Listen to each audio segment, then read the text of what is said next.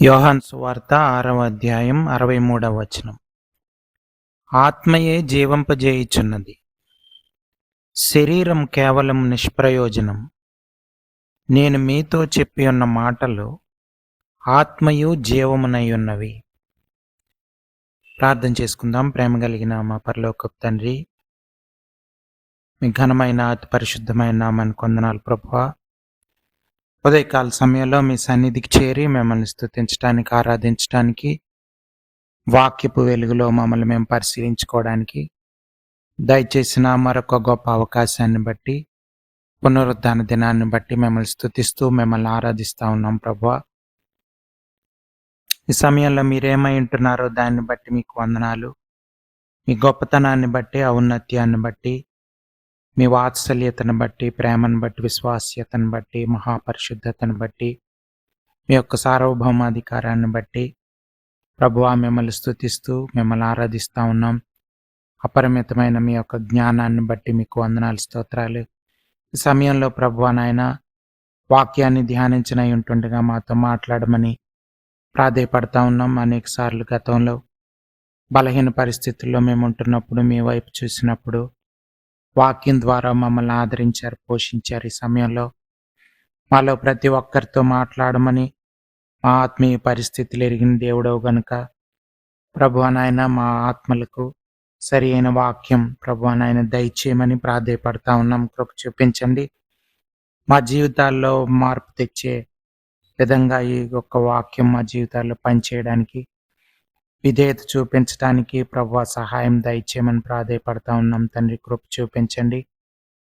విని గ్రహించలోబడ్డానికి మాలో ప్రతి ఒక్కరికి సహాయం దయచేయమని, ప్రతి ఆటంకాన్ని, అంధకార శక్తిని లయపరచమని ప్రాధేయపడతా ఉన్నాం. కృప చూపించండి ప్రభువా నాయన. ఈ సమయంలో ఘనత, మహిమ, ప్రభావాలు మీకు ఆరోపిస్తూ మరొకసారి ప్రభా మీరే మాట్లాడమని, మనిషి మాటలు కాకుండా ప్రభువా నాయన ఆత్మీయమైన ప్రభువా నాయన మాటలు, జీవం కలిగిన వాక్యపు విలువలు కలిగిన మాటలు మేము వినడానికి కృప చూపించమని, ఘనత, మహిమ, ప్రభావాలు మీకే ఆరోపిస్తూ యేసు ప్రభువారి అతి పరిశుద్ధమైన నామంలో ప్రార్థన అడిగి వేడుకుంటున్నాం తండ్రి, ఆమేన్.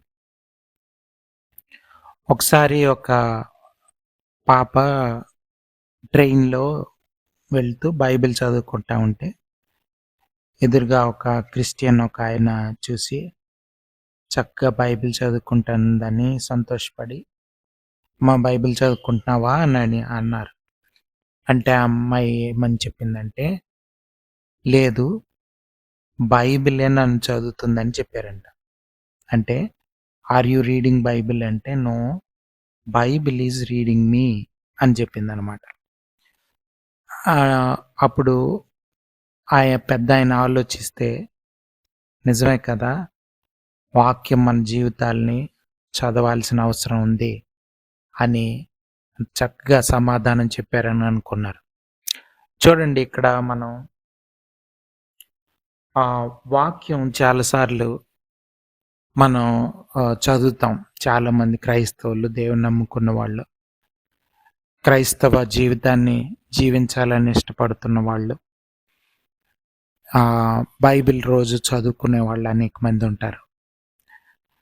కానీ చాలాసార్లు అంటే నిజంగా బైబిల్ యొక్క అధికారం, దేవుని యొక్క వాక్యం మన జీవితాల్లో పనిచేస్తుందా అంటే చాలా తక్కువ మందే ఉండే అవకాశం ఉంది. అది మనకు అర్థమవుతుంది. బైబిల్ మామూలుగా చాలాసార్లు మనం క్యాజువల్గా ఒక స్టోరీస్ లాగా చదివే అవకాశం ఉంది. ఎక్కువ మంది అలా చదువుతారు. చాలామంది ఈవెన్ స్కాలర్స్ కూడా ఇందులో ఉండుండొచ్చు. ఎందుకంటే బైబిల్ అనేది ఏదో మనం డిగ్రీలు సంపాదించుకోవడానికో, స్కాలర్ లాగా మనం చూపించుకోవడానికో బైబిల్ గ్రంథం మనకి దేవుడు ఇయ్యలేదు. దేవుని యొక్క ప్రత్యక్షత ప్రతి ఒక్కరికి దొరకాలన్నది దేవుని యొక్క ఉద్దేశం.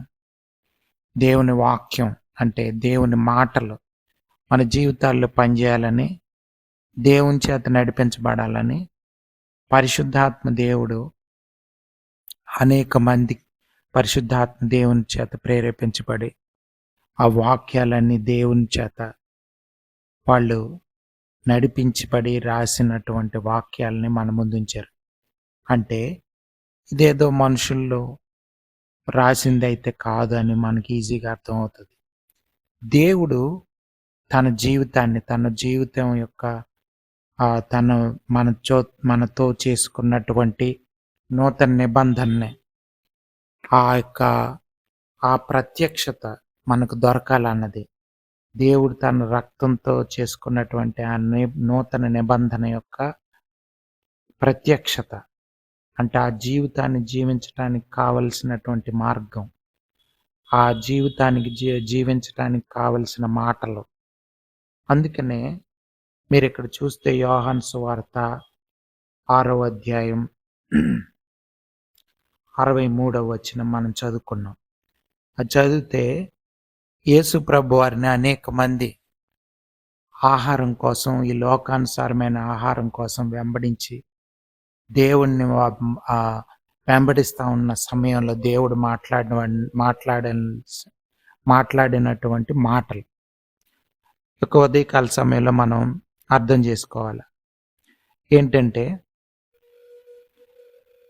యేసు ప్రభువారు ఈ యొక్క వాక్యాలని వాళ్ళతో మాటలు చెప్తున్నారు. ఏం మాటలు చెప్తున్నారంటే వీళ్ళంతా శరీరానుసారమైన ఆహారం, లేకపోతే శరీరాన్ని కాపాడుకోవడానికి లేకపోతే ఆహారం కావాలని యేసు ప్రభువారు వేల మందికి ఆహారం పంచిపెట్టినప్పుడు ఆ యొక్క రొట్టెలు, చేపలు వాళ్ళకి పంచిపెట్టినప్పుడు వాళ్ళంతా కూడా ఇంకా మనకేం కావాలా, మనకు ఆహారం దొరుకుతుంది సమృద్ధిగానే వేల మంది యేసు ప్రభువారిని వెతుక్కుంటూ వెంబడిస్తూ ఉన్నారు. యేసు ప్రభువారికి వాళ్ళ హృదయం అర్థమయ్యి వాళ్ళకి చెప్తున్నారు, నన్ను వెంబడించాల్సింది దీనికోసం కాదని చెప్పడానికి ప్రయత్నం చేశారు. అయితే వాళ్ళు ఆ మాటలు అంటే ఈ యొక్క క్షయమైన ఆహారం కోసం కాదు, అక్షయమైన ఆహారం కోసం పాటుపడాలా. మన్నా తిని చనిపోయిన వాళ్ళు ఉన్నారు, కానీ దేవుని శరీరం మీద, దేవుని యొక్క రక్తం మీద ఆధారపడి బ్రతికే వాళ్ళు నిత్య జీవంలో ఉంటారని. అంటే అర్థం ఏంటంటే సంపూర్ణంగా దేవుని మీద ఆధారపడే వాళ్ళే నిత్య జీవంలో ఉంటారు, కానీ ఊరకనే దేవుని శరీరాశల కోసం దేవుణ్ణి వెంబడించే వాళ్ళు నిత్యరాజ్యంలో ఉండరన్నది యేసుప్రభు వారి యొక్క ఉద్దేశం. ఆ సందర్భంలో యేసుప్రభు వారు చెప్తున్న మాటల్లో ఒక మాట మనం ఇప్పుడు చదివాం. ఆత్మయే జీవింపజేయుచున్నది, శరీరం కేవలం నిష్ప్రయోజనం. నేను మీతో చెప్పి ఉన్న మాటలు ఆత్మయు జీవమునై ఉన్నవి. అంటే చూడండి, వాక్యం అనేది అంటే మనం రోజు బైబిల్ చదువుకునేటప్పుడు మనం గుర్తు చేసుకోవాల్సింది, ఊరకనే ఏదో స్టోరీ లాగా దావీదు గురించి, సొలొమోన్ గురించి మనం చదివేటప్పుడు అదొక దావీదు గురించి ఉంది ఇక్కడ, సొలొమోన్ గురించి ఉంది ఇక్కడ అనిపించవచ్చు మనం మామూలుగా చదివితే. కానీ దేవుని పరిశుద్ధాత్మ దేవుని మీద ఆధారపడి, దేవా నాతో మాట్లాడు, నీ వాక్యం ద్వారా జీవించాలి అని అర్థం చేసుకొని ప్రార్థనాపూర్వకంగా చదివితే ఆ మాటలు జీవమై మనల్ని బ్రతికిస్తాయి. ఇది యేసు ప్రభువారు వాళ్ళకి చెప్పడానికి. అంటే మనిషి నోటి నుంచి వచ్చే మనిషి కేవలం యొక్క ఆహారం వలన మాత్రమే కాదు, కానీ దేవుని నోటి నుంచి వచ్చే మాట వలన జీవిస్తాడన్నది వాళ్ళకి చెప్తున్నారు యేసు ప్రభువారు. అంటే అక్షయమైన ఆహారం ఒకటి ఉంది. అది ఏంటంటే యేసు ప్రభువారి శరీరం, ఆయన రక్తం. అంటే అర్థం ఏంటంటే ఆయన మీద ఆధారపడి బ్రతికే జీవితం. అది గుర్తు చేస్తున్నారు. యేసు ప్రభువారి యొక్క ఆ యొక్క కమ్యూనియన్లో మనం తీసుకుంటున్నాం ఆ యొక్క రొట్టె, ద్రాక్షారసం. అది దేనికి సాదృశ్యంగా ఉందంటే యేసు ప్రభువారి శరీరానికి, రక్తానికి. అంటే అర్థం ఏంటి అంటే, ఇక మీదట నా ఇష్టానుసారంగా నేనేదో తిని శరీరానుసారమైన జీవితం జీవించటానికి కాదు. క్రైస్తవ బ్రతుకనేది యేసు ప్రభువారి మీద ఆధారపడి, ఆయన శరీరం మీద, రక్తం మీద ఆధారపడుతున్నాను. అంటే అర్థం ఏంటంటే, ఆయన చిత్తానుసారమైన జీవితం మాత్రమే ఇక మీదట జీవించే క్రైస్తవ జీవితం జీవిస్తానని ఆ కమ్యూనియన్‌లో మనం ఒప్పుకుంటున్నట్లు. పాత జీవితం గతించిపోయిందని. చూడండి ఇవి అప్పుడే వాక్యం యొక్క అర్థం మనకు అర్థమవుతది. ఇది యేసుప్రభు వారు కోరుకుంటున్న, దేవుడు కోరుకుంటున్న, పరిశుద్ధాత్మ దేవుడు కోరుకుంటున్న జీవితం. ఈ జీవితం ఇవ్వడానికి యేసుప్రభు వారు ఈ లోకానికొచ్చి మరణాన్ని మరణ మరణ పునరుద్ధానాల్ని ఆయన అనుభవించారు. అంటే మరణాన్ని, అవమానాన్ని, రక్తాన్ని చిందించి, భరించి ఆ యొక్క ఘోరమైన మరణం పొంది మన కోసం ఆయన శిలువ మరణం పొంది మనకి అటువంటి గొప్ప జీవితం ఇచ్చారు. నిజానికి ఆ మరణం మనది. అంటే ఆ మరణంలో మనందరిని దేవుడు పాలిభాగస్తుల్ని చేశాడన్నది మనకు తెలుసు. మన ఆ జీవితంలో పాలిభాగస్తుల్ని చేయడానికే ఆ మరణంలో పాలిభాగస్తుల్ని చేశారు. ఎంత గొప్ప అవకాశం దేవుడిచ్చాడు. ఆదాము, అవ్వలు కోల్పోయినటువంటి ఆ ఆత్మీయమైనటువంటి గొప్ప జీవితాన్ని మరలా యేసు ప్రభువారి ద్వారా సమస్త మానవాళి పొందుకునే అవకాశం దేవుడిస్తున్నాడు. యేసు ప్రభువారి ద్వారా, ఆయన కుమారుని ద్వారా దేవుడు చూపించిన ప్రేమ, ఆయన కృప మీద మనం ఆధారపడి క్రైస్తవ జీవితాన్ని జీవించడం ఎంతో సులభం. ఆయన కాడి మోయడం సులభం. ఆయన జీవితం సులభం. ఎప్పుడు సులభం?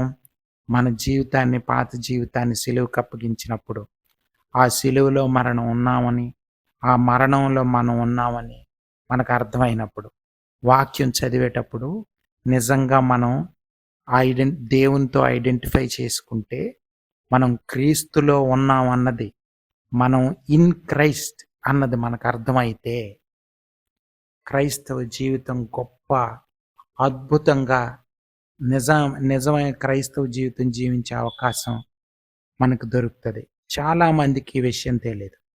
అందుకనే బైబిలు చదువుకునే విధానం కూడా మనకు తెలియట్లేదు. సో మనల్ని మనం ఐడెంటిఫై చేసుకోవాలి యేసు ప్రభువారితో, వాక్యంతో, ఆ యొక్క క్యారెక్టర్స్తో ఐడెంటిఫై చేసుకున్నప్పుడు మనం క్రీస్తులో ఉన్నామని. మీరు చూడండి, ఒక వాక్యం మనం చదువుకుందాం.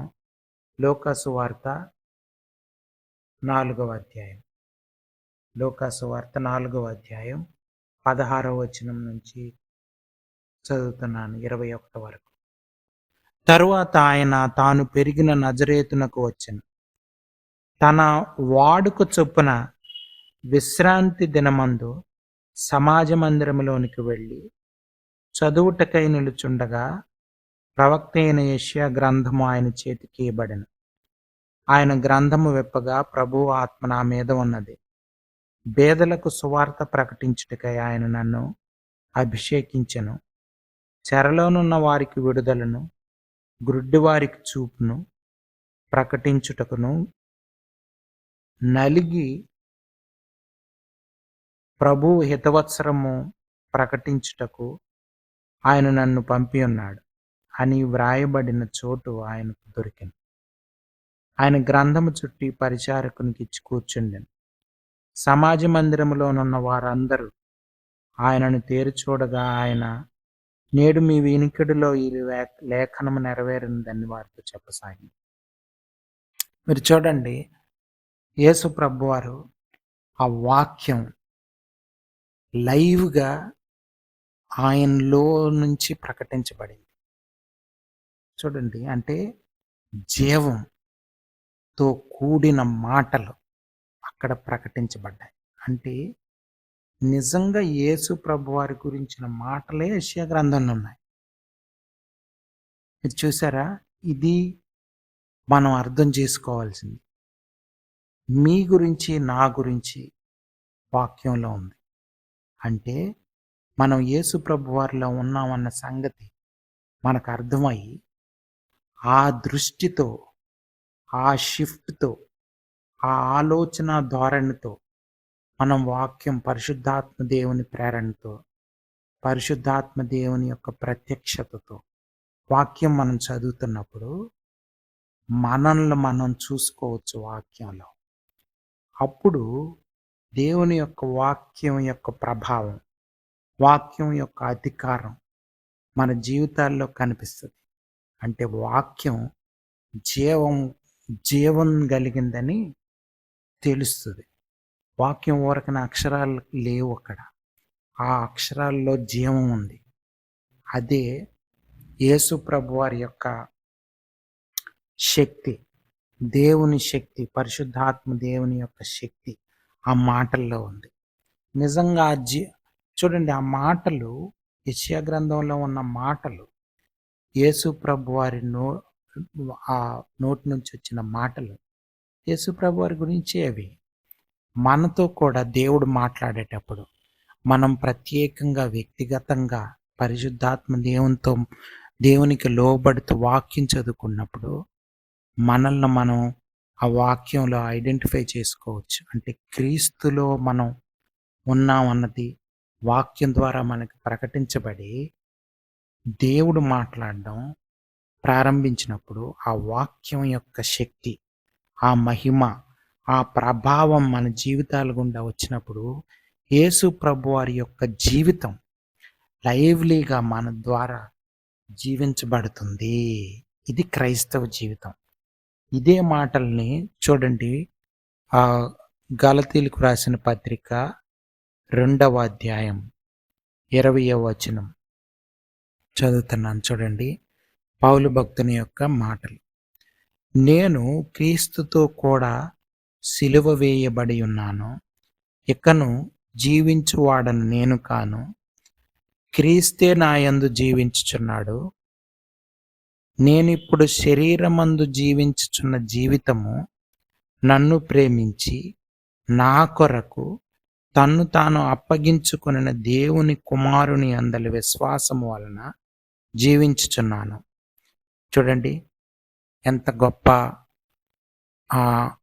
అర్థవంతమైనటువంటి, అంటే వాక్యం చదివే విధానం. ఆయన యేసు ప్రభు వారితో తన్ను తాను ఐడెంటిఫై చేసుకున్న విధానము. క్రీస్తుతో కూడా నేనున్నాను, ఆయనతో సిలువ వేయబడి అన్నాను నేను కూడా అని పౌలు భక్తుడు చెప్తున్నాడు. అందులో పౌలు భక్తుడు ఒక్కడే కాదు, ఆయనకి అది అర్థమైంది. ఆ ప్రత్యక్షత తెలిసింది, ఆ రెవల్యూషన్ తెలిసింది. అందుకని ఆయన ఏం చెప్తున్నాడు, ఆ సిలువ మరణంలో నేను కూడా ఉన్నా, ఆ తర్వాత ఇప్పుడు జీవిస్తున్నాను కదా, అది నా జీవితం కాదు, క్రీస్తే నా యందు జీవిస్తున్నాడు. ఇది క్రైస్తవ జీవితం. యేసు ప్రభువారే మన ద్వారా జీవించే జీవితం క్రైస్తవ జీవితం. ఫైనల్గా ఇది జరగాల, యేసు ప్రభువారే జీవించాల. మనం సిలువలో మరణించామన్న విశ్వాసంలో సంపూర్ణంగా నమ్మాల వాక్యాన్ని. అప్పుడు వాక్యం యొక్క ప్రభావం మన జీవితాల్లో పనిచేస్తుంది. వాక్యం యొక్క అధికారం అంటే దేవుని మాట, అంటే యేసు ప్రభువారే దేవుని మాట, యేసు ప్రభువారే మన ద్వారా జీవిస్తారు. ఎంత గొప్ప జీవితమో చూడండి. క్రైస్తవ జీవితం అనేది మహా అద్భుతమైనటువంటి ఒక జీవితం. ఇది ధనంలో, ఈ లోకానుసారమైనటువంటి జీవితంలో, ఐశ్వర్యాల్లో, ఆస్తుల్లో లేదు. ఎంత వెతికినా దొరకదు. శరీరానుసారమైన శరీరాశలు, జీవపు డంబం, ఇవన్నీ మోసకరమైనవి, దేవుని నుండి దూరం చేస్తాయి. నేత్రాశ, శరీరాశ, జీవపు డంబం, ఇవన్నీ కూడా దేవుని నుంచి మనల్ని దూరం చేస్తాయి. అది అర్థం చేసుకొని వాటన్నిటి విషయమై మనం సిలువకు అప్పగించబడ్డాం అన్నది మనం అర్థం చేసుకోవాలి. నేత్రాశని సిలువలో యేసు ప్రభు వారి ద్వారా దేవుడు దాన్ని సిలువకి మరణానికి అప్పగించారు. శరీరాశని మరణానికి అప్పగించారు. శరీరాశ, లోకాశ, నేత్రాశ వీటన్నిటిని దేవుడు మరణానికి అప్పగించారు. ఇది నమ్మాల. ఈ జీవితం యేసు ప్రభు వారి జీవితం, మన సొంత జీవితం కాదు. ఇంతకుముందు నేను ఒకసారి చెప్పాను. ఒకసారి ఒక దైవజనుడు దేవుని నమ్ముకున్న తర్వాత ఆ యొక్క ట్రైన్లో తన తోటి ఉద్యోగస్తులతో ఆ ఉద్యోగం చేయడానికి రోజు ట్రైన్లో ప్రయాణం చేసేవాడు. ఆ ట్రైన్లో ముందు ప్రయాణం చేసేటప్పుడు వాళ్ళంతా టైంపాస్కి ప్యాకెట్లు అవి ఆడుతూ ఉండేవాళ్ళు. అయితే యేసుప్రభు వారిని నమ్ముకున్న తర్వాత ప్రయాణం చేస్తూ ఉంటున్నప్పుడు స్నేహితులందరూ కూడా రా ప్యాకెట్ ఆడుతూ కానీ అని అడుగుతూ ఉంటే ఆయన వెళ్ళట్లేదు.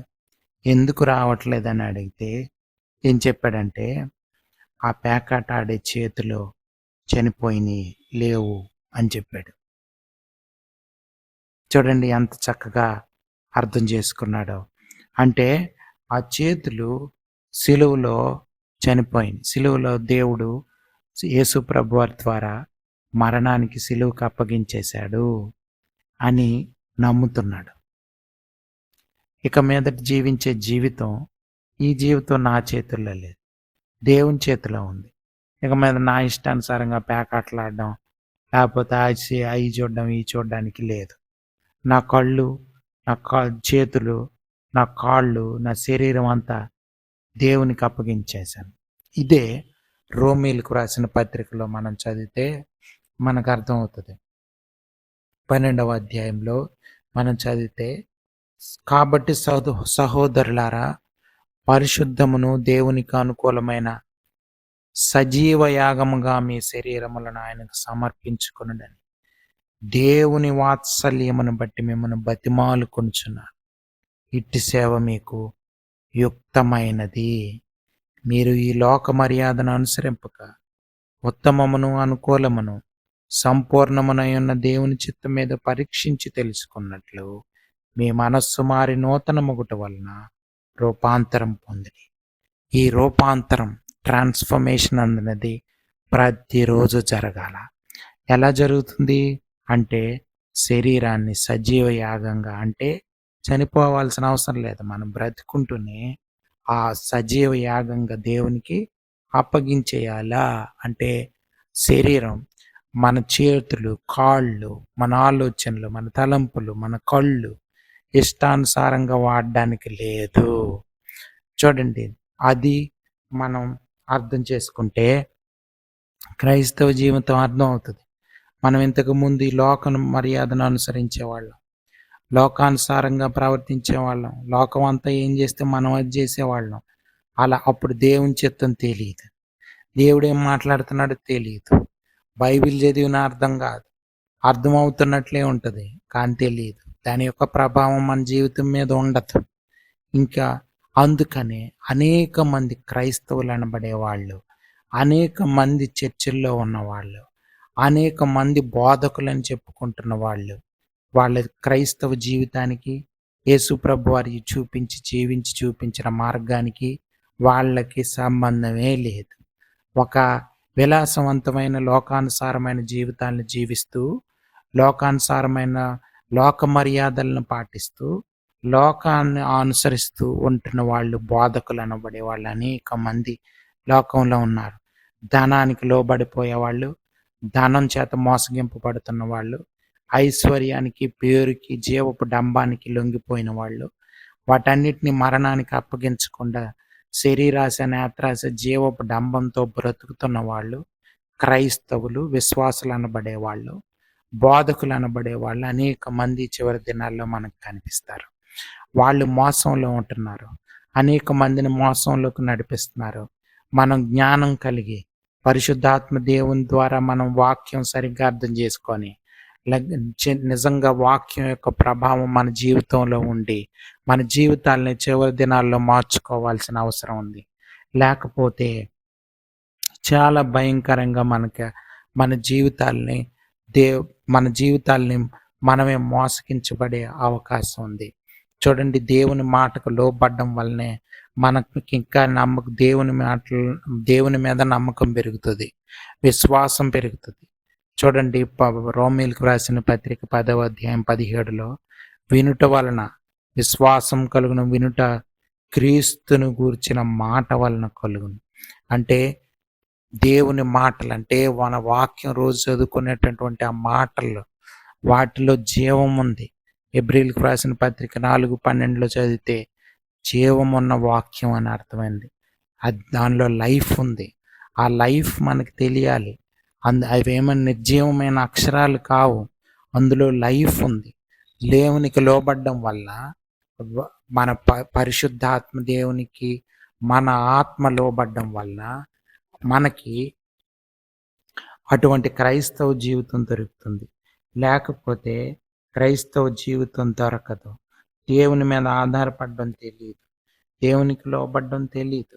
కొలసీలకు రాసిన పత్రిక 1వ అధ్యాయం 12వ వచనం చూస్తే, తేజోవాసులైన పరిశుద్ధుల స్వాస్థ్యములో పాలివారమగుటకు మనలను పాత్రులుగా చేసిన తండ్రికి మీరు కృతజ్ఞతాస్తుతులు చెల్లింపవలననియు దేవుని బతిమాలు కొనుచున్నాను. అంటే దేవుని యొక్క ఇన్హెరిటెన్స్లో మనం పాలివారం. అంటే దేవుని యొక్క ప్రామిసులు, వాక్యంలో ఉన్నటువంటి వాగ్దానాలు, ఆ యొక్క నిబంధనలు, ఇవన్నీ కూడా మనవి.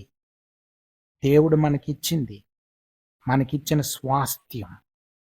సైతాను దొంగ బోధకుల ద్వారా, తప్పుడు బోధకుల ద్వారా, అవిశ్వాసుల ద్వారా సంఘంలో అనేక మంది మోసపోతున్న వాళ్ళు ఉన్నారు.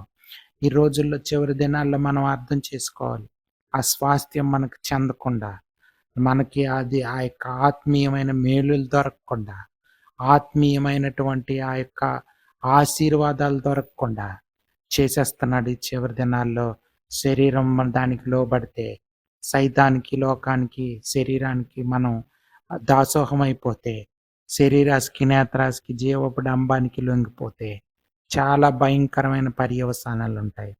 కాబట్టి మనం అర్థం చేసుకోవాలి చివరి దినాల్లో.